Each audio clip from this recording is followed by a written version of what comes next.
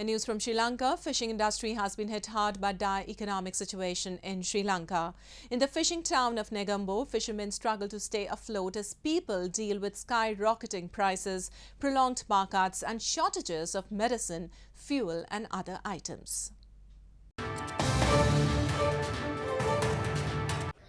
After 3 weeks at sea, Anton Fernando tallies his sales of tuna and other fish on a dock in Negombo, a fishing town in Sri Lanka where the country's financial crisis has darkened already murky waters.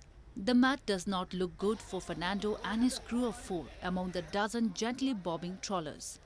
Each fisherman takes home 40,000 Sri Lankan rupees, that is $125 from their grueling expedition.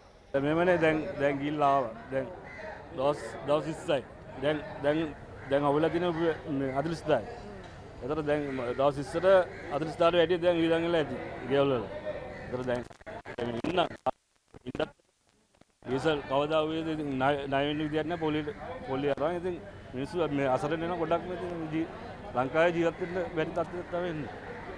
island nation of 22 million people is battling its worst financial crisis since independence in 1948, as COVID-19, mismanaged government finances and ill-timed tax cuts sapped dwindling foreign reserves.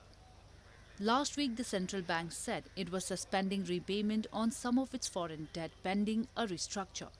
In Negombo, the fishermen struggle to stay afloat as people deal with skyrocketing prices, prolonged power cuts and shortages of medicine, fuel and other items. Fishing makes up just 1.3% of the South Asian nation's economy, but it employs 1/10 of its people and helps feed far more. Fishermen, they are facing severe difficulties because of the fuel prices are going up, one thing. And the scarcity of the fuel in the market, and the amount that they get also very less. Okay, 20 liters for the small boats. And diesel, it's really difficult because diesel is one of the worst affected thing in the market, so they affected. And they need a lot of food go to the sea because they stay in the sea maybe 1 month or 6 weeks, so that the food price has gone up.